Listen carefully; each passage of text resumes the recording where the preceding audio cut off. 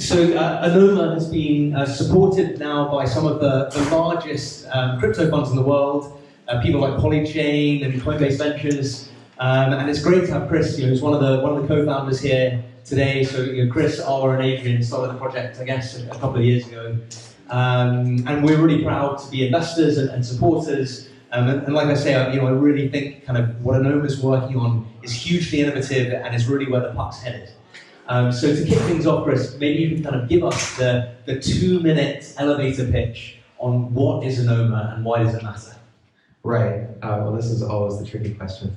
I sometimes joke that Anoma is a zero-knowledge project, not because we use zero-knowledge proofs, although we do, but because no one knows what the hell it is. It's okay, you're all here for the free pizza, right? But I want to connect this to, I just give a different elevator pitch each time, different things to different people. I want to connect this to Willie's talk from earlier, where sort of you have this question mark at the end of an era, like what does this change into this world of digital scarcity lead us to? Like where are we going? And I'm not going to go, it would be pretty arrogant to say that Anoma is like an answer to that question. I'm not going to say that. But one thing which seems like it has changed to me is what controls scarcity. So at first, in your slides from earlier on, you had scarcity of physical objects, right? Where we had some kind of physical things like gold or sort of commodities that were physically difficult to produce, and those were scarce. And so people who had those things had the scarce objects, and they could trade them, and they started to be used as money in a sort of more abstract way, but still, their scarcity was what enabled them to function in this fashion. Then more recently, we've had what you might call scarcity enforced through, I would say through the use of force, nation-state fiat currencies, which are sort of artificially scarce because nation-states can make threats. And now we've moved into this third world in your slides, these sort of 3 phases. And in this third world, scarcity is controlled by cryptography. And this is an interesting change because what makes scarcity in cryptography is not physical and it's not force, it's private information.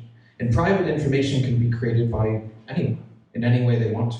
So I think one thing we can say already is that we're moving into a world of what I'm going to call heterogeneous scarcity.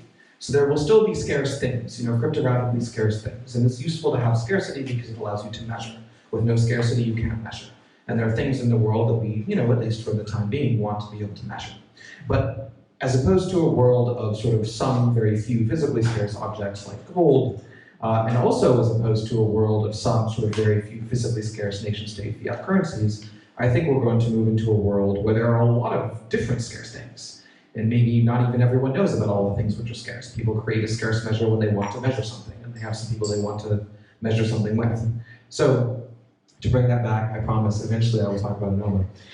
Chris, what is Anoma? Right. So in such a world of heterogeneous scarcity, one thing that is kind of difficult, one reason why we agree on measures in the first place, is that you kind of, if you want to trade with people, especially people you might not know directly, you have to agree on a system of measurement. And one way to do that is to agree on the exact measure, like you could agree on the dollar or something like this. But that gives a heck of a lot of power to whoever is creating the dollar, or whoever has dollars at the moment, or whoever has sort of influence in like that particular system of financial regulation. So Anoma is a set of protocols designed, in a sense, for a world of heterogeneous scarcity. Anoma is designed to allow for what we call two phases, counterparty discovery and settlement, and it's designed to allow for that privately.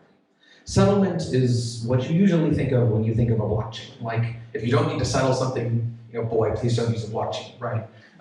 Blockchains are useful for ordering, and ordering is useful when you want to agree on the scarcity, right? Like, you order things so you can retain the scarcity properties of your measures. And this is very useful to, blockchains kind of like solve this problem, or so to speak. From a distributed systems perspective, they allow you to order things and retain this kind of digitally scarce measure that you want to retain for your systems of coordination.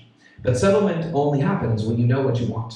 So in many, both kind of like hypothetical cases we can think about where you might want to exchange with someone on a financial market, you know what you want, but you alone are not enough to complete this transaction. You need to find a counterparty.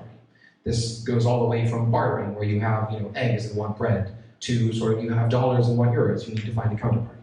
And if we look at blockchain applications today, they sort of move in this direction independently. So Uniswap does counterparty discovery on-chain. Something like 0x or OpenSea or Wyvern have sort of a server somewhere which has some orders that are doing centralized counterparty discovery there. all of these counterparty discovery protocols are separate. So Anoma, in considering counterparty discovery to be within the scope of protocol design, designs one protocol that does counterparty discovery generically. And different applications can select different predicates. People choose who they want to interact with, or what systems and measures they want to use. But there is benefit to agreement on the protocol, because it doesn't constrain choices of identity. You can still choose which identity, just like it benefits everyone to agree on TCP/IP, right? Like, okay, my distributed systems, very good distributed systems friends occasionally complain, like TCP/IP can be like 10% more efficient if they just did this like one simple thing. And they're right, but on the other hand, TCP/IP does it's 99% there, and for most of the world, it doesn't matter. And it's worth agreeing on a protocol because you can talk to, I can load I must say, I still like e-zines. Maybe this means that I'm old now, but I still like e-zines as a publishing mechanism. I think they're pretty cool. So sometimes I want to load e-zines. I have a friend in the United States who publishes e-zines, and I want to go to his website, and we agree on TCP/IP. So I can go to his website and read his e-zines, and I don't even need to think about it, right? I don't pay him. I just go read them, right? So you don't want to agree on everything. But agreement on the protocol, when the protocol is neutral, meaning that the protocol makes no security assumptions, it's kind of win-win. Your concept of 2 minutes and my concept of 2 minutes quite different. So Anoma basically counterparty discovery and settlement. Why is your team the team that is perfectly placed to be creating this? Can you give us maybe a quick bit on your background and then some of the team's background? Sure. I guess I will actually dissemble a little bit. I think we're just sort of in the right place at the right time and trying to do something helpful. I think you could have also invented Anoma. It's not some special magical idea. It's sort of we're just trying to reason about what do people want out of these protocols, what are the technologies that are available. I do think why are we doing this? Maybe that's a question. I think timing matters, and there's sort of we're in this phase of transition where there are possibly really dystopian worlds. Maybe worlds without privacy, at least to me, could be really dystopian worlds where governments could surveil everything you do, or it doesn't have to be governments, right? It's structural as opposed to particular. So if, corporations, large corporations or large governments are sort of essentially powerful entities can surveil everybody, that, they gain a lot of control by having their information. That's a pretty dystopian world. So I think I'm going to answer your question. Well, I'll supplement that, in terms of why do I think you guys are well placed. So there's an ecosystem called Cosmos, which some of you guys may be familiar with, and IBC is kind of a core piece of that, which is really this bridging technology within Cosmos, and Chris really designed that originally. And then, Adrian Noah, two of his co-founders, also been kind of very deep in the validator space, and your team is made up of kind of a ton of PhD cryptographers. So from my perspective, these guys are perfectly placed to be creating the set of protocols that you're currently creating. But with that in mind, I'd actually like to move on to getting a little bit more technical. Can you give kind of a high-level architectural view of how Anoma works, and maybe contrast it with other layer ones like Ethereum that people may be familiar with? Right.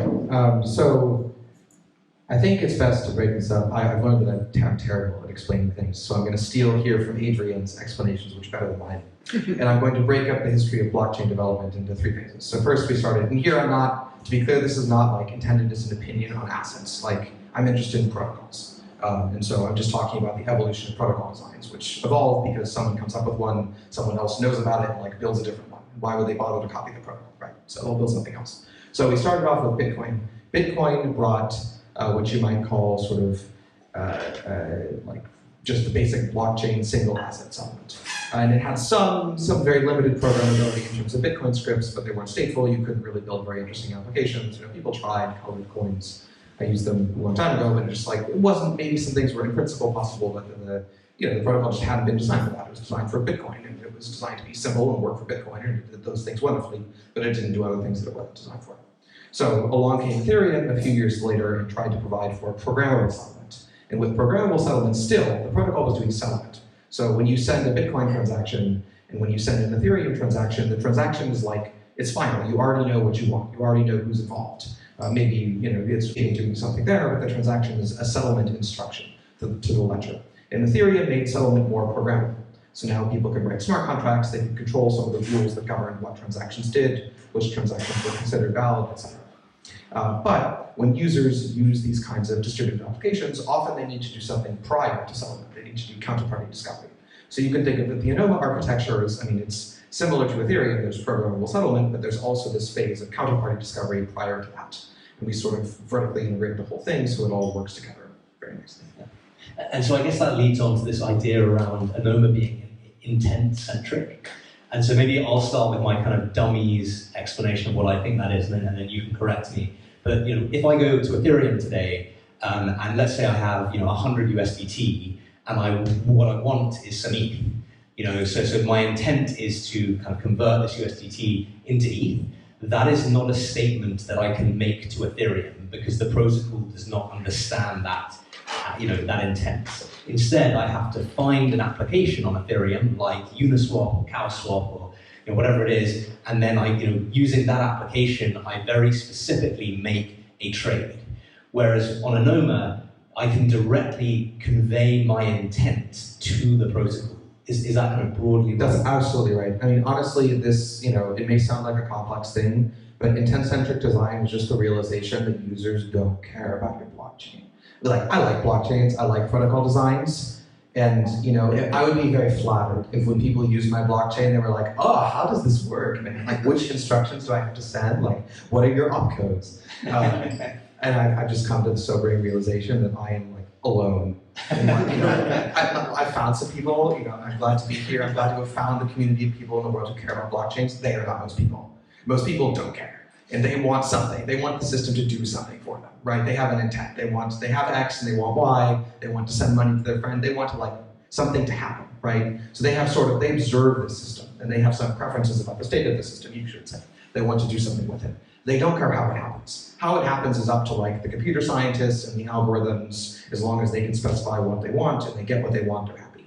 So intent-centric design is just the kind of reification of this, understanding of the separation between protocol and observer into the blockchain design philosophy. So users specify what they want, you can think of it like in MetaMask. In MetaMask, you sign over this, it gets better over the years as they get closer to this paradigm, but you sign over a pretty imperative description of what's going to happen. I want to call this contract, and I'm going to pass these variables, and it's going to do something. It's going to call some other contracts, and you don't know, and you better hope they're correct, because if they're not, you're screwed. And at the end, maybe there will be a change, and I don't know what the change is until the contract is run. That's pretty bad user experience, because users want, they have anything they want. And we just want the blockchain to either give them that or to do nothing. So it tends to do that. So one other kind of key part of Anoma's design is, I think this will stop working, but one of the other key parts of the design is all around privacy, and Anoma is kind of private by default. Maybe can you kind of talk a little bit from a kind of philosophical perspective around why that's so important to you and to Anoma? Right. Different people. I think first it's helpful to define what at least I mean by privacy. When I say privacy, you can think of it as almost synonymous to the word consent. So privacy is not that everything is private to everyone forever. Privacy is that you control what information is shared with whom. So it's not, it's not opposed to anything really. It's just giving control to the user of the system. If you have a system that is not private in this sense, you just have a system where the user is when you go to websites and click through the cookie things, and when you go download apps, those are not really consensual interactions. If you read through all of the terms of service, and you thought about it very hard, and you read all of the code, and you call all of your hacker friends, and you ask them what, I don't know what the fuck is this app doing, or this video, but maybe you would have some consensual interaction, right? Because you would actually know who your information is going to. But most of these protocols, in fact, a lot of these protocols are designed to make it hard for you to know, because they want to get your information. They don't want you to think about that you're giving them your information. So that's kind of a terrible dystopian world. And we're just trying to build protocols that give users the choice and give them the ability to prove what they've done, what they want to somebody. That could be could be approved to their friend, that could be approved to some random counterparty that they actually own an asset, could be approved to some kind of regulator or some community that they've adhered to some social norm that's important within that community. Anoma doesn't take a position on what people should be doing. We just want to give people the choice. So when Anoma launches it, will have a token associated with it. Can you explain kind of what the purpose of that token is within the network? Right. So this is going to be the most controversial part of this. At the moment, we live in a world that I'm going to call the world of supply-side blockchain economics. In the world of supply-side blockchain economics, we try and make tokens scarce. So we come up with like our blockchain, and we give it some we try to give it some block space, and we make the block space valuable. We try and make our token into like hard money. And I'm not saying these things shouldn't exist, but I think that they're unlikely to work. Because in a world where scarcity is cryptographic, anyone can create scarcity whenever they want. So users are always going to have free choice over what assets they use. You can't force them to use anything anymore. This is a bad sort of idea imported from the nation-state paradigm of currency, but it doesn't apply when scarcity is cryptographic. So that said, currencies and common currencies are useful. They're useful for coordination of communities. They're useful for coordination of trust. So we want to launch, we'll launch Anoma as a protocol. You can use it for free. It's not copyrighted. We want to give it away, and anyone can use it with other systems. They don't need to pay us. But we also want to. Some people want convenience, and they want, say the idea, the understanding that a bunch of people who worked on this project and thought about it and invested in it are coordinating to make sure that this particular configuration of the protocol is secure.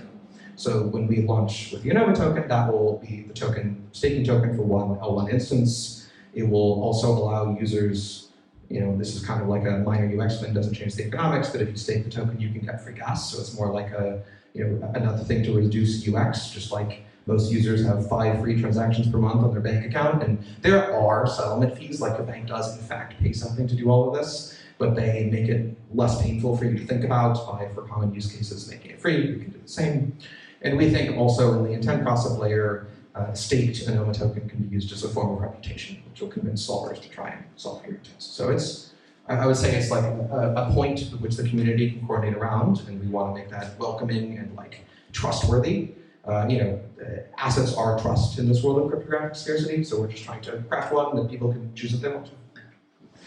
We obviously live in a world where there are many, many different kind of L1 platforms today. Mm-hmm. Where do you see Anoma fitting in that landscape? Right. I think that there will continue to be a lot of L1s. Over time, I think there are strong forces towards protocol convergence, but I don't expect asset convergence. So let me spell out a little bit of what I mean by that. Protocol convergence like we converged to TCP/IP. At first, there were a lot of networking protocols. There was AppleTalk. There were, honestly, I'm too young. I don't remember all of this. So I'm making it up for the Wikipedia page. But there were a lot of internet protocols, and people could do roughly the same things with them. Just some of them were more proprietary. Some of them were less proprietary. Over time, TCP/IP1 became a standard. It's open. Everyone can build routers that use it. Blah blah. I think we'll see a pretty strong protocol convergence. It can be at different levels depending on how the compiler stack works, but. People want to agree on things because it makes their life easier when agreeing on things doesn't entail any other security assumptions. But tokens, which correlate with trust, are security assumptions. So I think just for the reason that there are a lot of communities in the world, there's not one community, there are many sort of fractal communities, and many of them overlap, many of them are completely disjoint, and they will want to have different trust assumptions. So I expect there to be many. I don't think this will necessarily correlate with L1s, but I expect there to be many sort of regions of economic coordination which want to entangle security models, and I expect there to be kind of many incorporations of these different technologies that have been developed by different teams and different L1s into sort of a common shared frameworks. So I guess with that in mind, do you see Anoma as kind of complementary to other existing platforms or competitive? I definitely see it as complementary. All blockchains do cryptographic verification, which is great from a perspective of composability, because it means blockchains can all verify each other. So, Anoma can verify L1s, L1s can verify Anoma. People can, you don't even need to share. So let's say that you are using Anoma and I'm not using Anoma. Why would I do that? I don't know. Hypothetical world. And we want to interact with each other.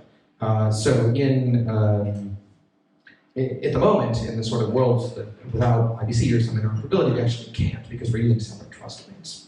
But in a more interoperable world, and Anoma is at least trying to help things out in this direction with heterogeneous Paxos and some other research, if our security domains intersect enough, and maybe just for some specific interactions, we can still interact. So you don't have to move all of your assets to my security domain or blockchain or whatever.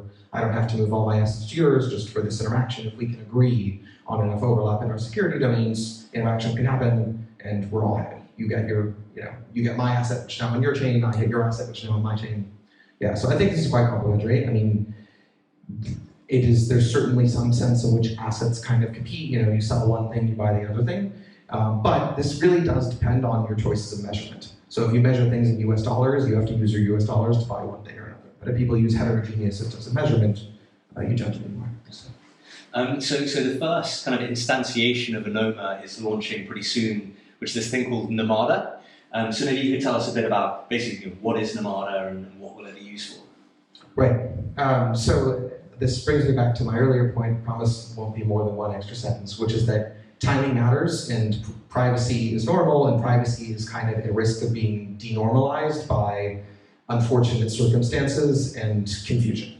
And Namada is an attempt to normalize privacy faster than it would have otherwise been normalized, and just frankly allow, I want to make private donations to people, and I can't do that in the current world. It's not possible. So to some extent, Namada is for us, people we know, want to use this kind of system.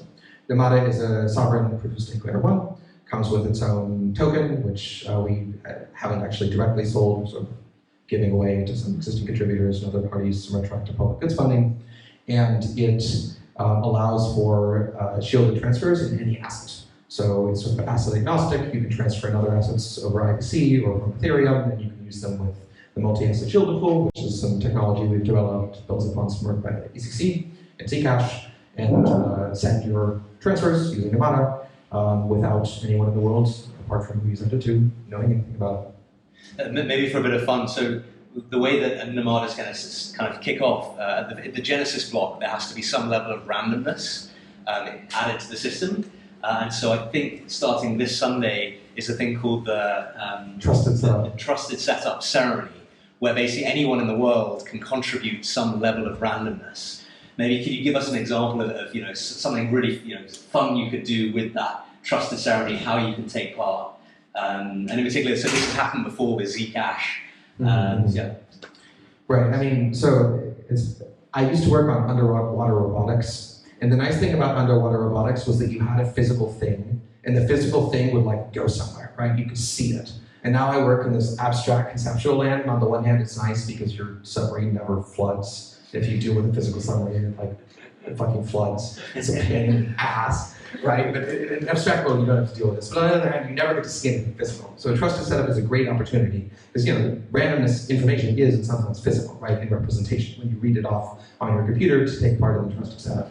And to make that trusted setup secure, you want to destroy that information. So you want to take your computer and light it on fire with an acetylene torch. Or you want to sample your randomness from the cosmic microwave background radiation, feed it into the trusted setup, then sort of entangle your antenna so you can't receive it in the same configuration again, right? So the physicists will kill you for that. So in layman terms, if you want to take part, all you need is a computer.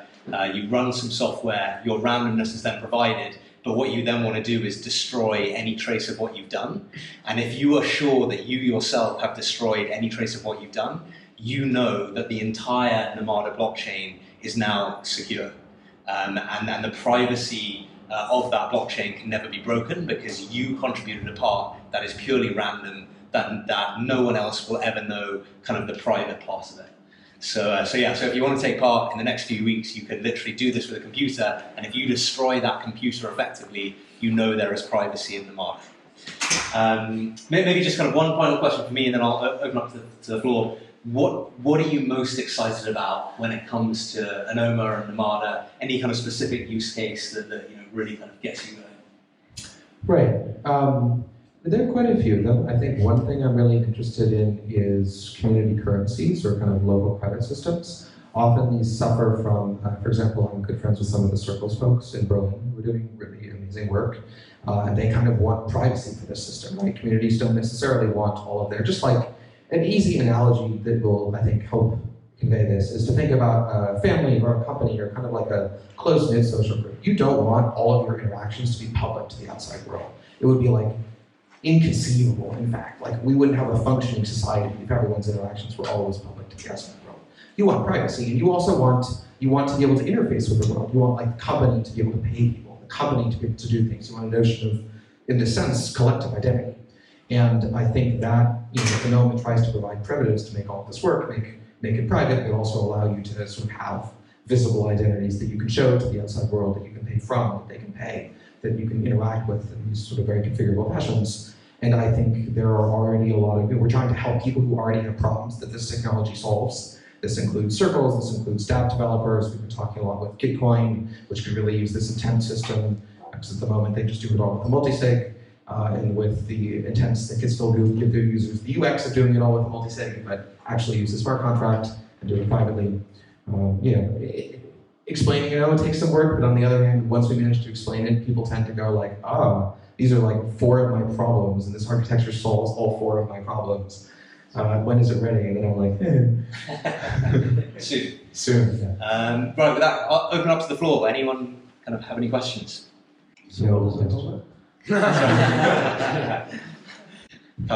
We had green, now we have yellow. What color will you dye your hair next? Interesting. I'm just gonna throw, I public commitment to an answer. Maybe I want it to be random. It'll be the result of the Namada Trusted Setup. So if you contribute to the Namada Trusted Setup, you will have a voice in this. Yeah, in the back. When will it be publicly available to buy and use? The token you mean, or the protocols are already, admittedly, the documentation quality varies from extremely good. We have one cryptographer who makes the world's best diagrams. Those are great. To like terrible. We have one repo with no README. So, but the protocols are already there. You can find them, read about them, use them. The asset is not yet. Yeah, it doesn't. It depends on, we at some point will propose a Genesis block, right? Like the Anoma Foundation will propose a Genesis block, and insofar as people consider this Anoma, that will form the basis for the asset. That doesn't exist yet. We haven't proposed it. So, Namada hopefully will launch in a few months. Anoma hopefully sometime next year. I would say we're interested in something in between the zoomed out view and the zoomed in view. We want to get far enough that it makes sense to say okay, this is sort of what we're proposing, and that will be kind of the Genesis block. But on the other hand, we don't want to wait too long, because if we wait too long, maybe we'll end up in one of these, dystopian attractors. Yep. Yeah, so let's say I'm a user and I want to get a ride from the home office to the official part. How does, I type the message and send to the network. How do the counterparty discovery mechanism or whatever facilitates this can be sure that my idea of an official party and ride sharing in the home office is what I imagine it to be? How is the semantics kind of transferred before knowing who to talk to? Right, that's a very good question. So in many things in the world, like going to parties and riding in cars, a lot of trust is required. And Anoma does not magically solve this problem by having a computer do it. That's impossible. Anoma just provides a common language that all of these people can use. So there will still be sort of maybe not exactly companies operating rideshare apps or something like this, but there will still be sort of coalitions of drivers who have trust scores and who keep interacting with the network for a long time, and who have particular semantics for how they express ride requests. And people can use Anoma as sort of a protocol to mediate these interactions. We just solve some of these people's technical problems for them. But there will still be these semantics chosen by particular groups who are providing particular services, if that makes sense. And user would sort of, in your application, go through and say, I think a lot of this stuff can be standardized. We could probably standardize on GPS coordinate formats. We could standardize on some sort of here's how you describe a ride in terms of streets and stuff like this. So all of the applications could be compatible from that perspective, but they might still have sort of local trust scores, and maybe if maybe in fact your friends can offer you special discounts for riding in their cars when they're in the city, something like this. I hope that helps. Let me think about it more. Okay, yeah. Yep. What regarding about regulation or being sanctioned by the US or something like that? Right. Great question. So it kind of depends on who you mean by we and what you mean by worry. Sorry that I always answer questions like this, but okay. There are many separate questions here that could be asked. One of them is sort of for example, I'm an American citizen. I have some admittedly very minor say in American politics. Are sanctions protecting my interests as a citizen? I'm very skeptical, to be honest. That's independent though to any of these particular questions. Anoma is not, it's a protocol which doesn't make any trust assumptions. So it's true that governments can like say that you can't, use, they can name sort of particular things that people can't use. Usually sanctions lists work by naming individuals or naming funds. Recently, OFAC put sort of Tornado Cash, like the name tornado.cash from the website, on the sanctions list. It's not clear to me what this means or what they wanted to sanction, because Tornado Cash doesn't refer to anything in particular. It doesn't, there is a website, so maybe they meant the DNS entry, they could sanction that. I don't know the .cash domain who's technically supposed to be controlling it, but I guess they could like say US citizens cannot use DNS to resolve tornado.cash. That's a clear name. But the code base is not, because it's changing, and it's not even clear why they would, what is it that they want to regulate here? And the US law is constitutional, though it's not decided by regulatory agencies. With Anoma, what we're trying to do is sort of be neutral with respect to all of these parties. So we build a protocol that gives people control over which information they disclose, to whom and when. And if you live in a country or a community where, say, regulators have decided, or the community has decided that some specific funds should be like not touchable, that they want to kind of blacklist something, then you could use Anoma to prove that you've not interacted with that thing.